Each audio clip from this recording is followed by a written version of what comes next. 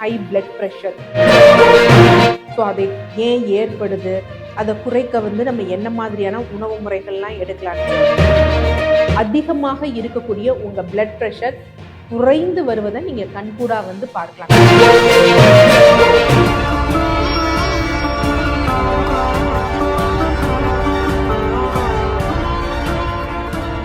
DCH viewers அனைவருக்கும் வணக்கம். தொடர்ந்து நமது சேனலுக்கு அளித்து வரும் ஆதரவிற்கு மனமார்ந்த நன்றி.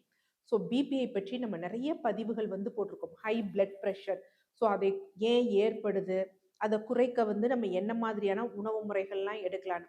ஸோ இதில் 5 ஒரு ஹோம் ரெமடிஸ் சொல்கிறோம். ஸோ நீங்கள் என்ன மருந்து மாத்திரைகள் எடுத்தாலும் அதனுடன் இந்த 5ஐயும் ஃபாலோ பண்ணீங்க அப்படின்னா கண்டிப்பாக அதிகமாக இருக்கக்கூடிய உங்கள் பிளட் ப்ரெஷர் குறைந்து வருவதை நீங்கள் கண்கூடா பார்க்கலாம். ஏன் அதை எடுக்கிறோம் அப்படிங்கிற காரணத்தையும் சொல்கிறேன்.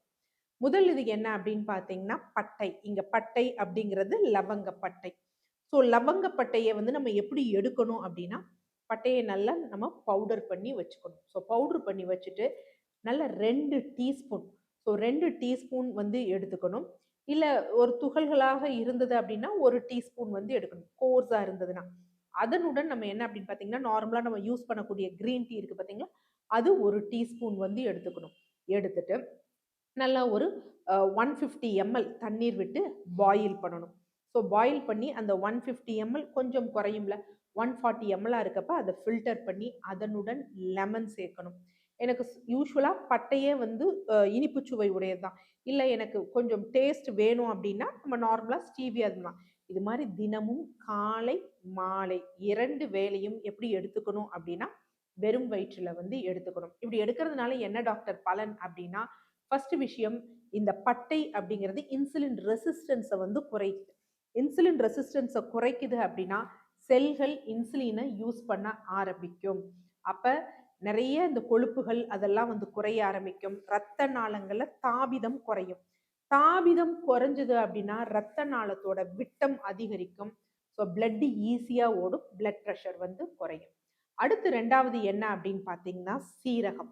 ஸோ இந்த சீரகத்தை நம்ம எப்படி எடுக்கணும் அப்படின்னா, நார்மலாக 1 லிட்டர் தண்ணீருக்கு நல்லா 1 டேபிள் ஸ்பூன் சீரகம் எடுத்துக்கணும். எடுத்து நைட் ஊற போட்டுட்டு காலையில் ஒரே ஒரு பாயில், அந்த ஒரே ஒரு பாயில். இது நான் 1 லிட்டர் அப்படின்னு சொல்கிறது ஒரு கணக்குக்கு, நீங்கள் எவ்வளோ தண்ணீர் குடிப்பீங்களோ அதுக்கு ஏற்றாப்புல இது பண்ணிவிட்டு ஒரு பாயில் தான் வரணும். அதாவது 100 டிகிரிக்கு போன பிறகு ஒரு பாயில் வரும். அந்த தண்ணீரை நம்ம குடிச்சிட்டே வரணும். இதனால என்ன பயன் அப்படின்னு பார்த்தீங்கன்னா, இந்த சீரகத்தில் என்ன இருக்குது அப்படின்னா குமினால்டிஹைடு அப்படிங்கக்கூடிய வேதியியல் பொருள் இருக்குது. இது என்ன அப்படின்னா, இரத்த நாளம் இருக்குது பார்த்தீங்களா, அதுக்குள்ளே எண்டோத்தீலியல் லேயர்னு இருக்குது. அதை அதில் செயல்படக்கூடிய தன்மை இந்த குமினால்டிஹைடுக்கு இருக்கு. ஸோ இதுதான் மெயின் விஷயம். ஏன்னா இந்த லேயர் தாபிதம் அடைஞ்சு அந்த விட்டம் குறையும் பொழுது தான் ரத்தம் ஓடாது. ஸோ ரத்தம் ஓடுறதுக்கு ஒரு தடையாக இருக்கும் பொழுது தான் ஹார்ட் என்ன செய்யும், நிறைய ப்ரெஷரோட பம்ப் பண்ணும், பிளட் ப்ரெஷர் இன்க்ரீஸ் பண்ணும். ஸோ இந்த தண்ணீரை நம்ம எப்பெல்லாம் தண்ணீர் குடிக்கிறோமோ இந்த தண்ணீரை எடுக்கணும். அடுத்து 3வது என்ன அப்படின்னு பார்த்தீங்கன்னா கருஞ்சீரகம். ஸோ கருஞ்சீரகத்தை நம்ம எப்படி எடுக்கணும் அப்படின்னா, நார்மலாக கருஞ்சீரகம், ஓமம், வெந்தயம். ஸோ இது கருஞ்சீரகம் 1 பங்கு அப்படின்னா ஓமம் 1/2 பங்கு, வெந்தயம் 1/4 பங்கு, எல்லாத்தையும் ஃப்ரை பண்ணிட்டு பவுடர் பண்ணிக்கணும். இதை என்ன பண்ணணும் அப்படின்னு பார்த்தீங்கன்னா, 1 டீஸ்பூன் காலை இரவு 2 வேளையும் உணவு உண்ட பிறகு என்ன அப்படின்னா கொஞ்சம் வெந்நீரில் கலந்து எடுக்கணும். இதில் என்ன காரணம், இது எப்படி பிளட் ப்ரெஷரை குறைக்கணும்னா, இதில் தைமோபினோன் அப்படிங்கக்கூடிய சத்து இருக்குது.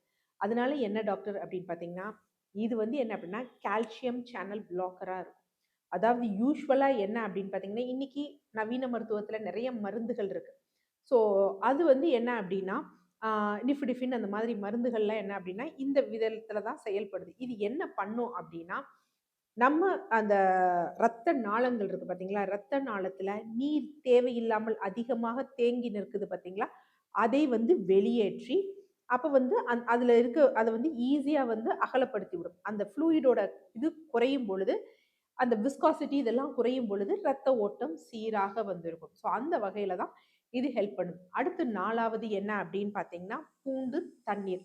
ஸோ தினமும் இரவு 4 பல்லு பூண்டு நல்லா தட்டிட்டு ஒரு டம்ளர் வெதுவெதுப்பான வெந்நீர்ல போட்டுட்டு நல்லா ஒரு 3 சொட்டு நல்லெண்ணெய் விட்டு நம்ம டெய்லி இரவு படுக்க போகும் முன்னாடி அதை எடுத்துக்கணும். ஸோ பூண்டு நார்மலா என்ன பண்ணும் அப்படின்னா தாபிதத்தை குறைக்கும். நம்ம பிபினோடனே நம்ம நினைச்சுக்க கூடாது உடனே நம்ம ஒரு மாத்திரை போடுறோம் குறையிறோம்னு. ஸோ இங்க தாபிதம், இன்ஃப்ளமேஷன், அடைப்பு இதனால தான் இதெல்லாம் ஏற்படுது. அது குறையும். அடுத்த 5வது முக்கியமானது என்ன அப்படின்னு பார்த்தீங்கன்னா பார்லி.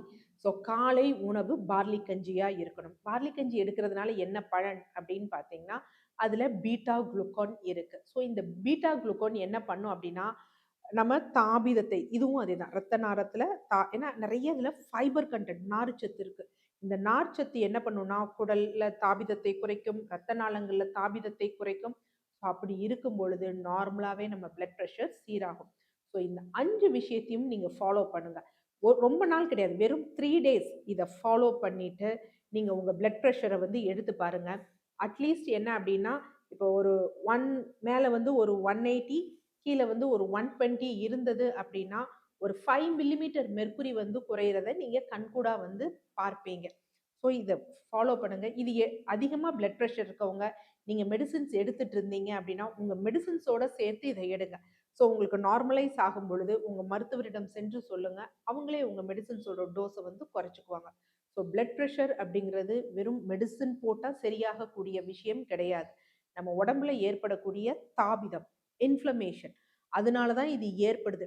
இது ஸ்ட்ரோக்கை ஏற்படுத்தலாம், கார்டியாக் அரெஸ்ட்டை ஏற்படுத்தலாம், கிட்னி ஃபெயிலியரை ஏற்படுத்தலாம், கால்கள்ல புண்களை ஏற்படுத்தலாம். எது ஏற்படுத்தும் அப்படிங்கிறது நமக்கு தெரியாது. ஆனா நம்மள பாதுகாத்துக்கிறதுக்கு வாய்ப்பு கண்டிப்பா இருக்கு. நன்றி.